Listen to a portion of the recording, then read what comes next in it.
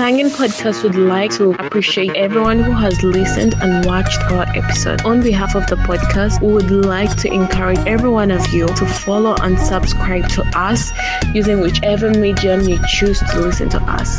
This increases our outreach and makes us bring bigger and better guests for amazing stories. Thank you.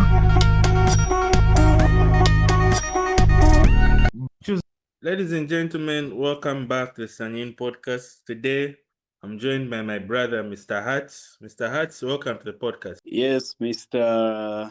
Thank you so much. Okay, first things first. For someone who may not know you, how would you introduce yourself? Thank you, brother JP. If I'm to introduce myself, I go by the names Mutambo Edward, but of course, so many people know me as Mr. Hats, especially in China. Yeah, I'm a Ugandan and an African and a servant of God. Okay. So I see you're an entrepreneur.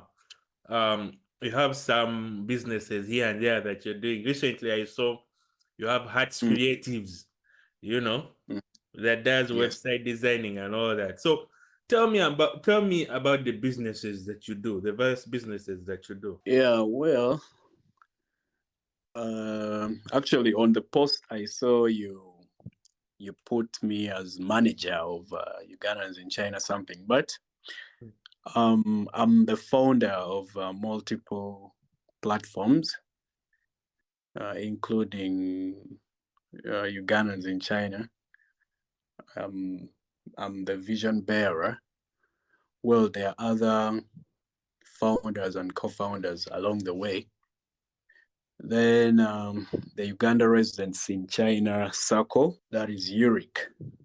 Then I can also talk of Ubuntu, some other platforms like Arsenal Fans Club. I think you're also a member.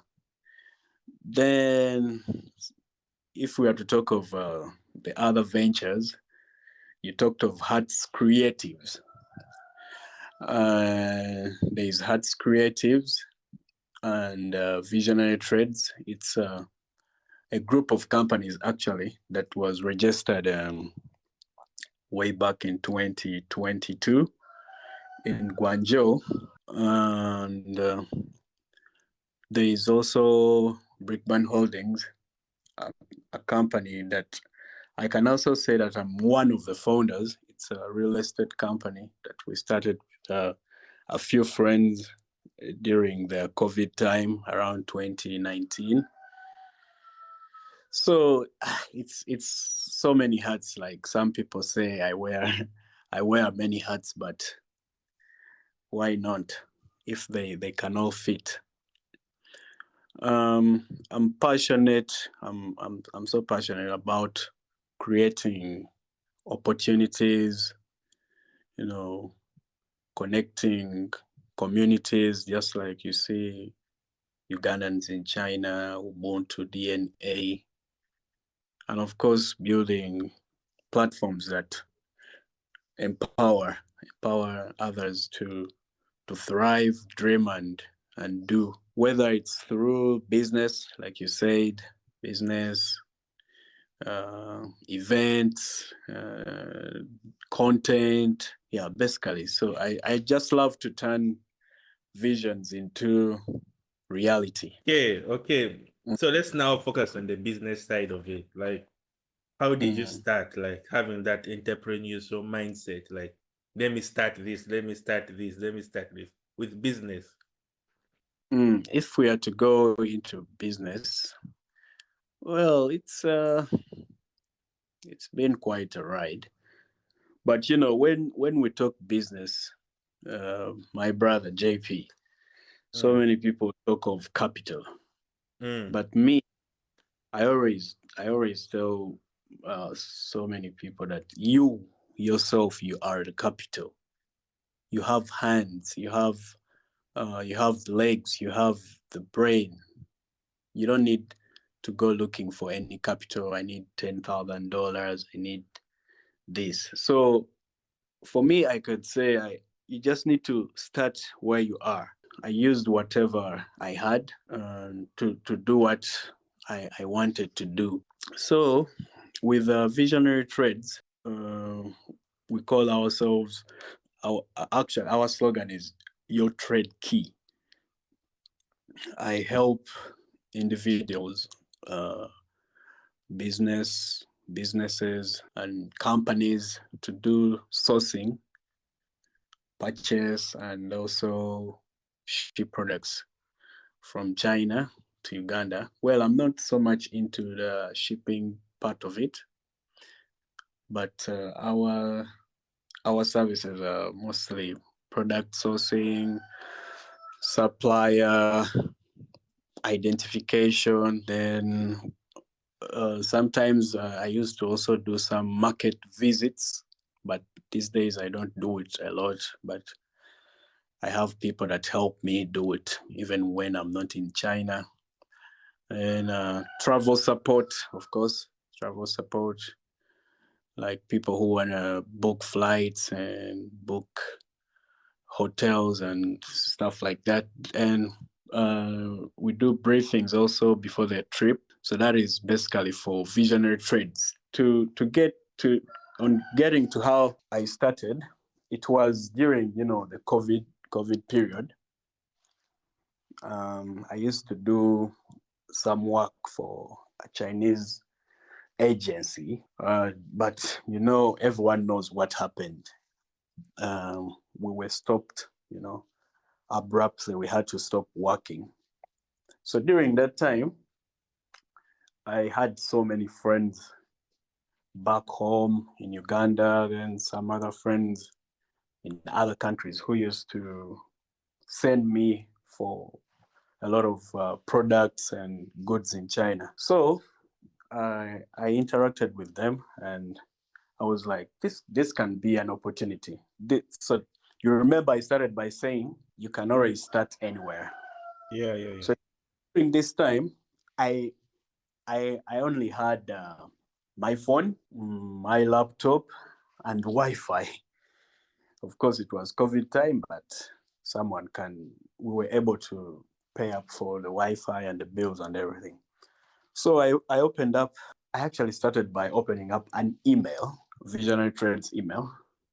Then I used it to open our Instagram page. When you go to the Instagram page, you can see it, and a Twitter account. But before that, I used to use my WhatsApp status, Snapchat, basically my social media to post all the products. And when I go to the markets, there's a time we went to this Futian market in Iwo, then those markets in Guangzhou. I used to just post on my status, and people are like, oh, babe, by the way, do you have where you can get me phones? You have where you can get me this? So the ideas just kept coming. I was like, I can make this bigger. I opened up the Instagram and different platforms where I can post, and people can just contact us from over there and email us. And that is how we started, before I even planned to register the company or have even offices. So that is for Visionary. Is Visionary Trade still operational, and where can someone access you, like a client? It's very operational. It's still operating. Actually, that is one of the reasons that I'm here in Uganda also. We plan to open up offices in Kampala and a warehouse in the future, so that our customers can always reach out to us easily. But right now, we are working more online, because most of our customers have been contacting us online, and others through recommendations. Just like when you do good business with someone, then they're like, oh, by the way, you can contact Mr. Hertz. I think that's how I also came to know you if I've not forgotten. Yes. So through recommendations, but we have our social media platforms. Our Instagram is the Visionary Trades, just Visionary Trades. Visionary, then there's an underscore Trades. That is our Instagram. Yes. Then our email, visionarytrades8@gmail.com. Then our offices in Kampala, we plan to have offices around Mugolobi. So someone may ask, what was your inspiration to venture into business? Funny story. I was always the youngest in my circle, but I was always surrounded by elders who were, constantly challenging me to do more. Yeah? I had some guy, a friend, who would say things like, "Don't be a drop in the ocean. You should be the ocean in a drop." So that pressure, was turned into purpose. Then I think also living in China opened my eyes. I saw gaps, opportunities, like our people were missing out because of fear and lack of connection. So I said to myself, like, if not me, then who? So basically, that is some of the reasons. But I would say it was mostly because of having people around me that always challenged me. Okay, and so you've done in these businesses, and maybe they're quite big. So someone may say, what have been your successes so far, and how do you navigate the challenges first? Success. Yeah, I would say building a strong network. First of all, a strong network of clients, not just clients, but creatives, suppliers, and dreamers like you, myself. So I've also gained a lot of knowledge that allows me to work from anywhere in the world. I mean it, anywhere. In my bed, in my car, at the party, anywhere. So I think I'm proudly self-employed and creatively free, my friend. Then challenges, you say challenges, right? How do you navigate the challenges first? Oh, yes, of course. They come in bulk, especially when you're in China or when you just come to China. Like I would talk of the language barriers, when dealing with Chinese suppliers. And of course, cultural differences, the competition. But, we need to always consider pure joy even when we face trials. So we just face them and we just keep going on. Yeah. So those are some of the challenges. Okay, and then in the area of organizing event, in the side of business and all that you do in business, what would you say has been your key lesson that you've learned in doing business now? Well, business, there are lots of challenges in business, but for me, the lesson that I learned most in business is we need to, if you decide to do something for someone, you need to make sure that you deliver. You deliver. Actually, for me, sometimes I even tell people that if I see that I can't do something, I rather not do it. I can recommend someone else to do it. For me, I think this goes as it's just being, loyal and Honest. honest. Yeah, honesty is really important. That is one lesson that I learned in the business world, of course. So I just want you to touch something small on Hearts Creative, because it's something that excites me, and I look at the services you offer and everything. So just touch a little on Hearts Creative. Yes, to touch a little on Hearts Creatives, Hearts Creatives is something that I collaborated to start with a friend of mine. Actually, he's a developer. He's a web developer. He's in China. Has his own company, but we work together. So Hearts Creatives is basically our slogan is to code, create, and conquer. So we are into design, web and app design, hosting services.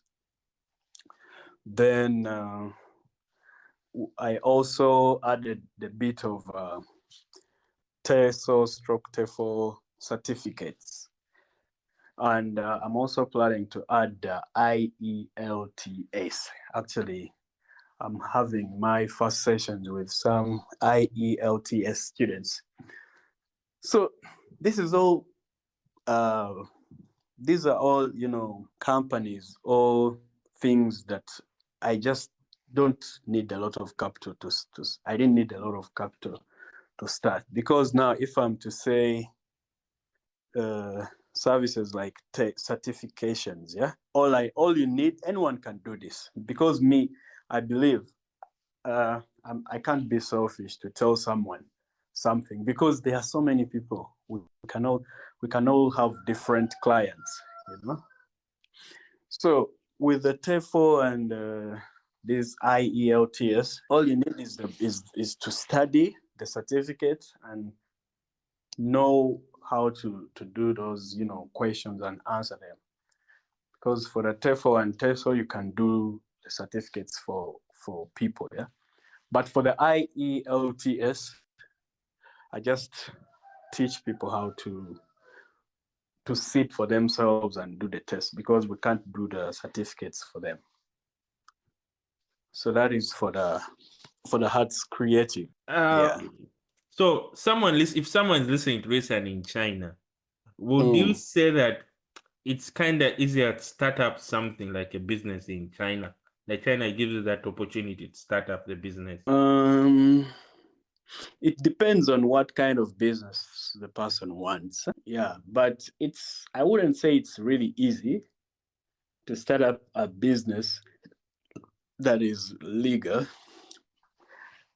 especially when it's just you as a foreigner.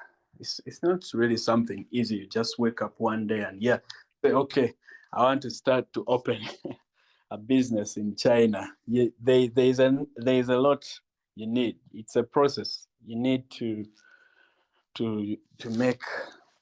prepare a lot of documents. You need to register. You need a lot of stuff to have a company. Actually, I always advise people that if you want to start a business or a company in China, you could have a Chinese friend that can help you out. Those who are married or have Chinese girlfriends, if you really want to start up a company, if you have some backup of Chinese friends, it can really be smooth. Yeah. But if you're doing it alone, it's still possible to open up a company or do any business in China. Yeah, but you need to prepare a lot of documents and so that you can operate legally and smoothly in China. Follow the Chinese law and register your business, register your company. But if you're not gonna do something that needs registration and all that, then you can just do the businesses like sourcing, going to the markets, helping people buy products. You get some commission, but it depends also what kind of products are you dealing in, because don't tell me you're going to be dealing in things like there are these things, maybe, of course, every item could have some profit, but there are some products that don't come with a lot of profit. Maybe if you get a customer that wants what are these ear stuffs, the earbuds, or toothpicks. Well, you can help source for them, but if I would advise people to get more into machines, those big machines. If you're lucky to get a customer that wants to get like one big machine, you could make a good commission and sit for the whole year. There are so many machines, so many machines. Machines are good because now Africans are also turning so much into production, and there are few people who are dealing in that. Yeah, just a few. Yeah, but it's really profitable. Okay. We have a large audience in Uganda, so when they're listening to this, and now you who has done businesses in China and you've done that before, what lessons would you how does it the differences? What differences would you want to change in the business environment in Uganda, judging by experience in China? In Uganda, there are lots of things that need to be changed. So many differences. Actually, I remember I had a friend who used to say, some Nigerian friend of mine who used to say, if you think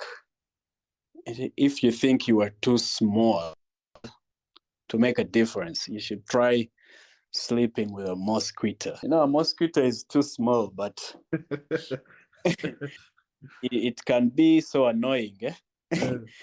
It can lift a very huge person of 200 pounds. So, first of all, it's mentality. Why am I saying that? Mentality of our people back home. First of all, we need to change our mentality. I don't know how, but that comes with the mindset. That is a really deep topic, yeah, to dig in, because here our people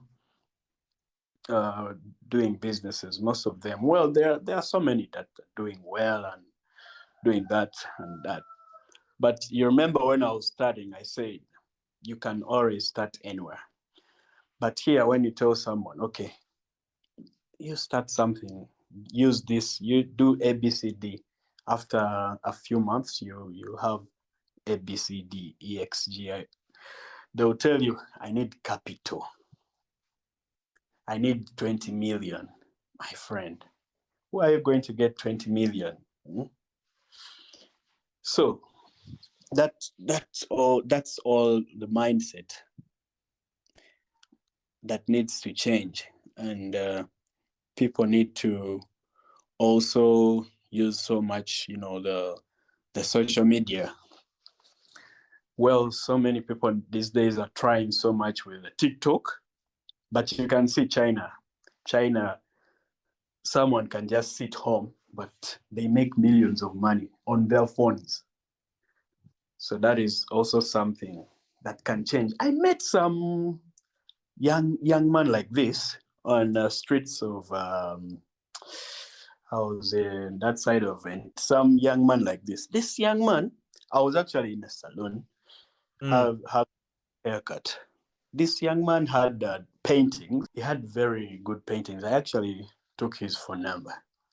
I bought a painting from him. It was about 200K. That is about 400 RMB.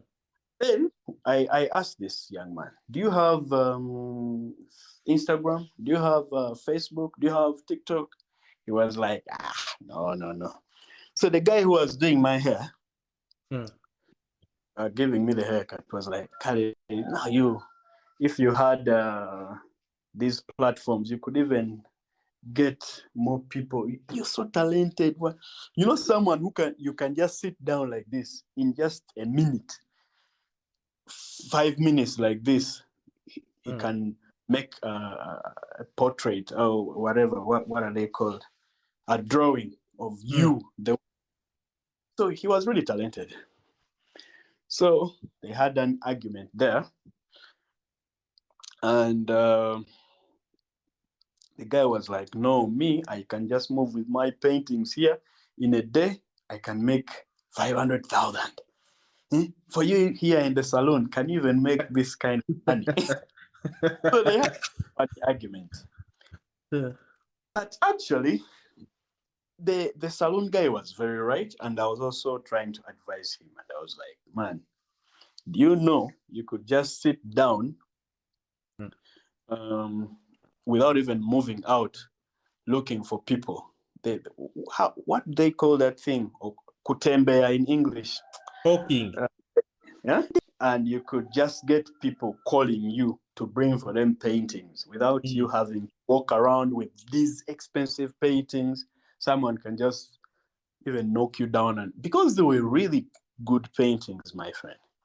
Actually, I paid for that painting 200K, and I was like, this man, if I take this painting in China, they can even give me some good money if I auction this painting.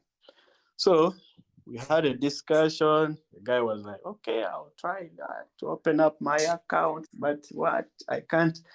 So this is why I'm saying our people also need to try and get more into the social media, use the internet. The world is growing, the economy is growing. Of course, like some uptown people, they are doing it. I can't say that we are also very backward. So many people are doing a lot of online marketing and everything. I think that's pretty much the differences I've seen. Then lastly, about the differences, I think the work rate, of our people is compared to that of Chinese. I think we all know Chinese, be it a woman, be it a man, they can do anything. I actually had a talk with some friend of mine. She's a big influencer here in Uganda. She was telling me she's looking for capital. Then I told her, if I give you boda, can you ride this boda and do this kind of work? She was like, me. You know that thing? Me on boda. Then I was like, okay, can I give you a taxi? Oh, you do Uber. She was like, me, I can't do this. These are jobs for men.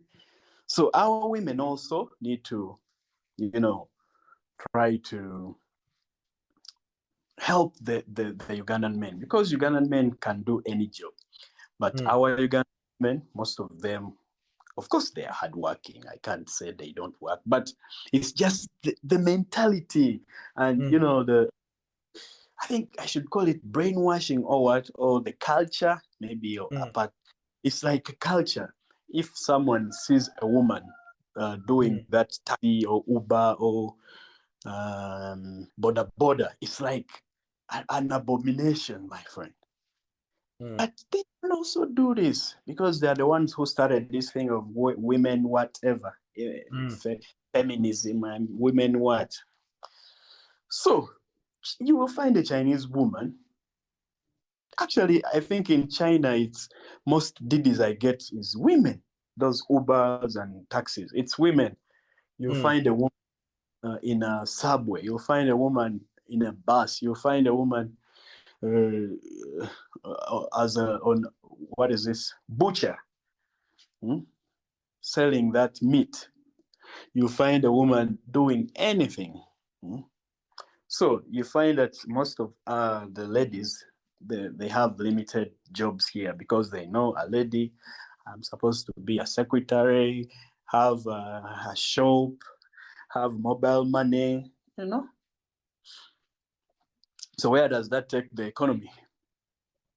So those are some of the differences that I have seen if I'm to talk about business and work in China and Uganda. Okay, let's go to the events and social organizing thing, which I think you're good at.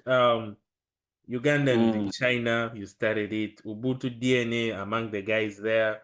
In Kuka here in Beijing, you're the guys, you're the chief guys there. Yeah. Why do you have this nick of uniting people? And what special skill do you think is involved in uniting, let's say, Africans in China? If we are to talk about that, well, with events, okay, before I go to the events, you talked about uniting people. Do you see, there's actually an uncle of mine who used to say, he used to hold a water bottle and a bottle of soda, and he says, you see this water bottle? Yes, he opens the water bottle and he says, do you know that when this water bottle is open, and sorry, do you know that when a water bottle is open, it doesn't, it's not a water bottle anymore. Because if it's open, the water in it can pour, right? He actually also used to say, you see a car, that car that you see, why they call it a car? When you take out those, actually a part where they put the key, it won't move, my friend. If you take out one tire like this, it won't move. It might move, but you might end up with an accident. So that brings me to the unity part of it. Most of our people, especially my people that I know, Africans, Ugandan, they don't believe so much in unity. But true. Me, most of the opportunities and most of work, businesses, friends that I've met, is because of unity, my friend. Actually, what's this saying that says no man is what? An island. An island. So way back, that unity topic is really something huge. Maybe it's a topic we could make another podcast for. But long story short, me when I came to China around 2017, no, 2017 I used to just come and go. Around 2018 when I really came to work and be there, 2018, there was a guy that used to live with me actually, then he left. So this guy happened to get some health issues, and this guy who had come to work in China ended up not working, and he was really stranded, yet he has health issues. So I talked to some friends that I had. I was like, oh man, how can we help this guy? Because me by then, well, I was making some little money, but I couldn't sustain myself at the same time, help him, with everything. So I made a group. Those WeChat groups, man. I made a WeChat group and invited a few friends, and I talked to them, and I'm like, this guy is a fellow Ugandan. If he gets a problem here, what are we going to say? We're like, okay, let's see what we can do. What was? I was the first to contribute. I sent 200 RMB. People started sending. So it was like a campaign. I think I should mention his name because it was a public campaign. This guy was called Hafizo. So we made this campaign. I think people collected about almost 6,000 RMB. So we used this money for his treatment and also bought a ticket for him. I think tickets by then, they were like 3K you could get. Guy went back like that, and I was like, man, this is the power of the people. Because imagine if I was silent not to talk to other people. Maybe this guy, his condition would have been even worse, or he wouldn't be able to go back home. So I started by saying, a water bottle is a water bottle because it has that top that covers it. so that the water can be inside. Yeah. So we all need each other at one point, because let me say, JP, you are good with let me say you're good with IT, podcasts, football. You can also be good in football, but you can't be good in basketball. You can't be good in you can't be a doctor. Even doctors themselves, actually, you can't treat yourself. Okay, you can treat yourself, but there are some things, like some operations, you can't do them for yourself. You know. So what does it show you? Me myself, as someone who is into IT, web designs, and graphics, there are points you can get to, and you're like, man, I can't do this. Let me call someone to help me. So we can't all be perfect. Even Messi can't play alone on the field. Yeah? Ronaldo is one of the greatest players, but they all need players around them. They need coaches. They need doctors, fitness coaches. They need a lot. That is for the unity part of it. How did you start? That area, well, like I said, I didn't start alone. Yeah. It started as a shared passion with some friends to bring and unite, Ugandans in China, Africans in China. So we started with small online birthday shout outs, WeChat radio shows, and online events streamed online, of course. Platforms like Facebook, Instagram.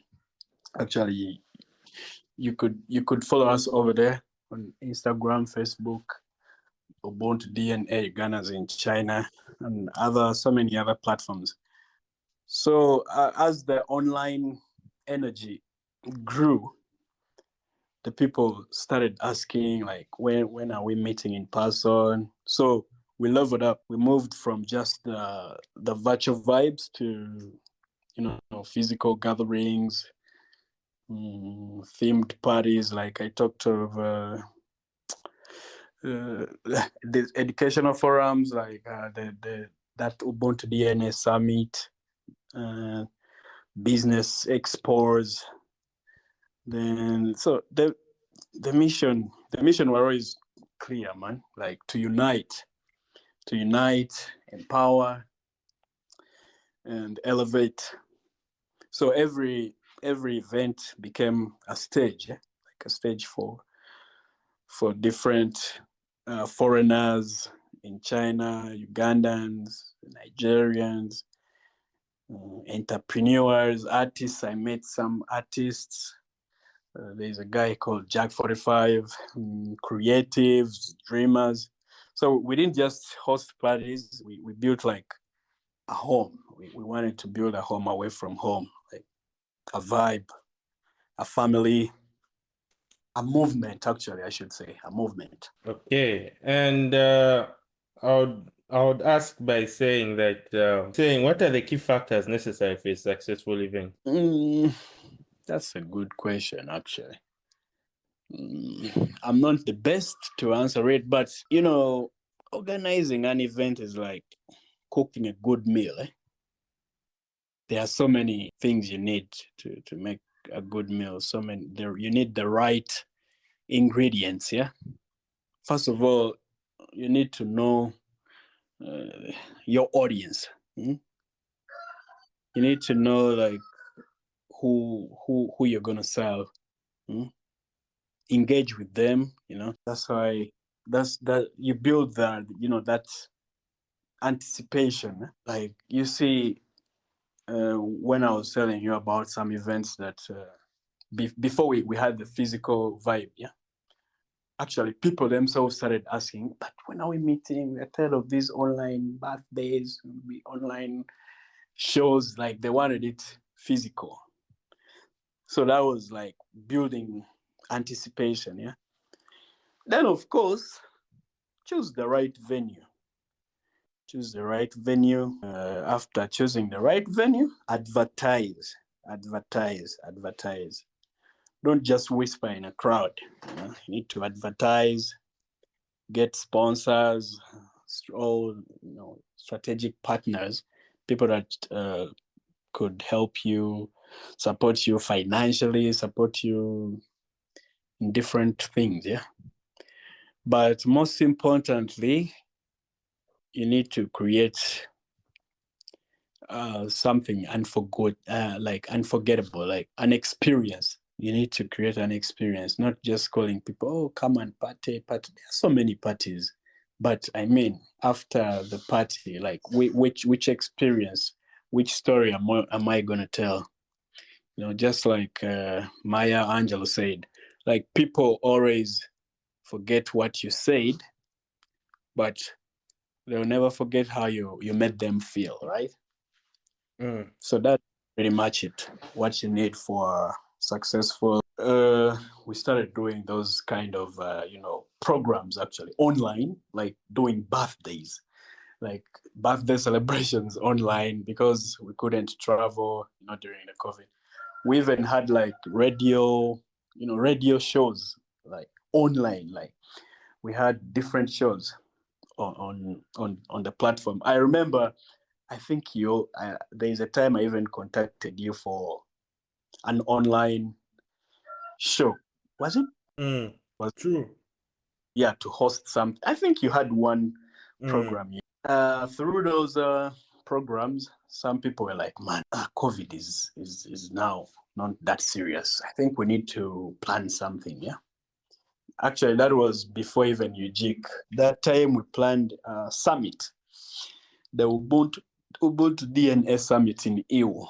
It was the first event, like a big event. I can say that I was a part of the organizing team. So we went to Iwo.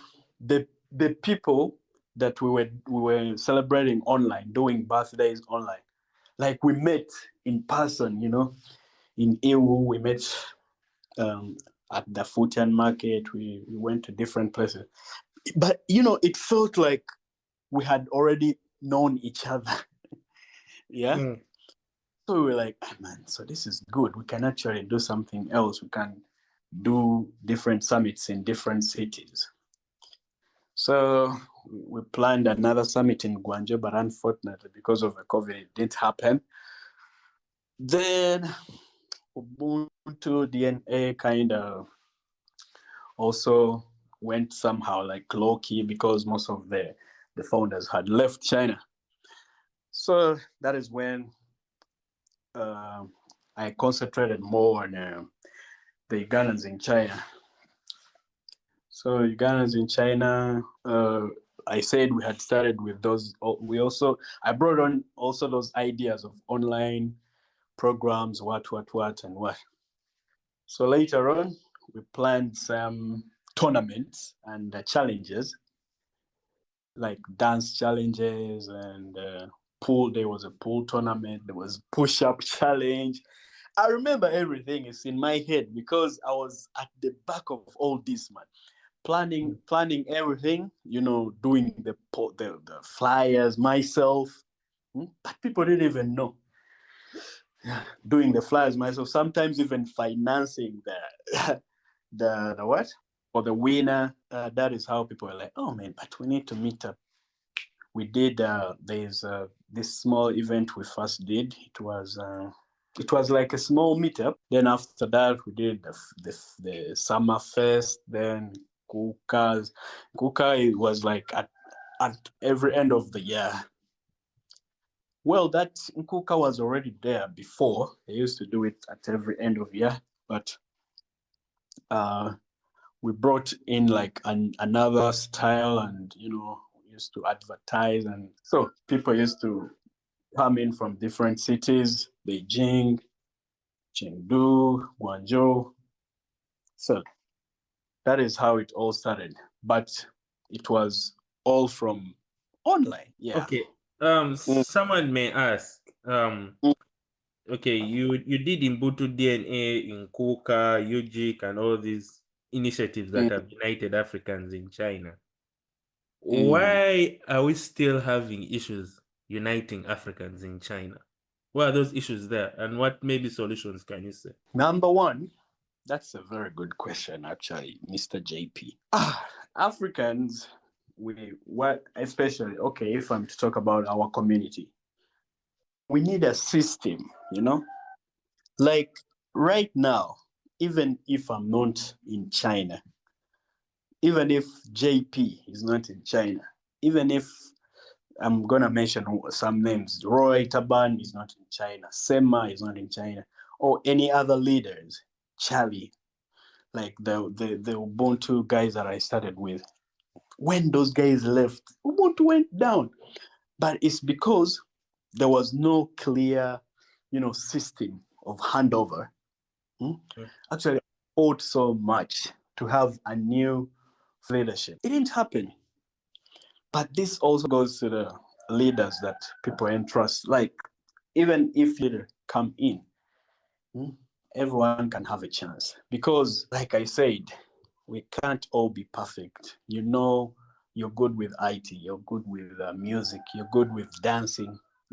If we get one leader who is good with dancing, let the other, maybe we could get another who is good with business. Maybe we could get another who is soft-spoken. Maybe we could get a dictator. So that is one thing that I noticed that in the community, like the Ugandan community, Ubuntu African community, like people were not giving chance to other people. Actually, when I came in, there was some, kind of issues with handover. Imagine handover of a WeChat one of the WeChat platforms. Someone who was as an acting leader by then was like, "Oh, me, I can't hand over." What? My friend, yes, hand over to someone else. You just been an acting chairman or leader.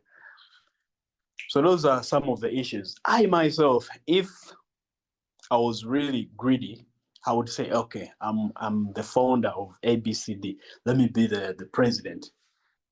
But someone could even never know. Actually, I think this is even the first time I'm mentioning it.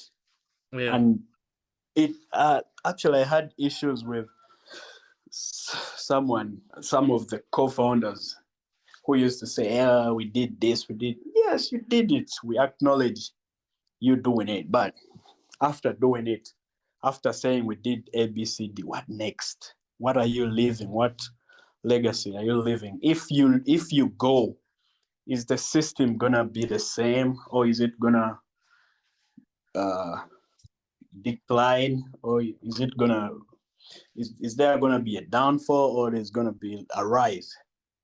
So we should always look at the rise and see how our community, regardless of the founders, regardless of leaders, they still, progress.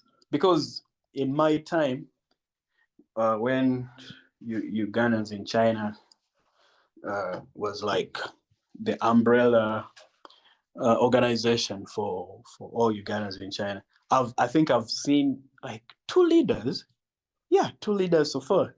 Like they come in one term, they go. Actually, even the current leader, this is his last, this is his last few months. He's gonna go. So we don't need to be, like Museveni. If we are complaining about the top leaders, but even us down here in our small communities, we are doing the same. So where is the change? We are supposed to preach we're supposed to act what we preach. Be the change that we want. Indeed. So I think that is one of the issues that I've noticed why some of these communities end up in a mess. Yes. My last question to you would be, what advice do you give the youth who are listening in, and what makes you a proud Ugandan? My advice, there is a lot. But first of all, be healthy, man. Be healthy. Because without being healthy, whatever you want to achieve, you can't achieve it. because health is wealth, right? First of all, be healthy. Use protection if you can't abstain, or get one person. Okay, then anything. Start with anything. It could be with a skill. You can start with a skill. You don't need to wait for capital. Start wherever you are. Use what you have to do what you can. Who is that guy? Arthur Ashe. Like I said, if you think you are too small to make a difference, try sleeping with what?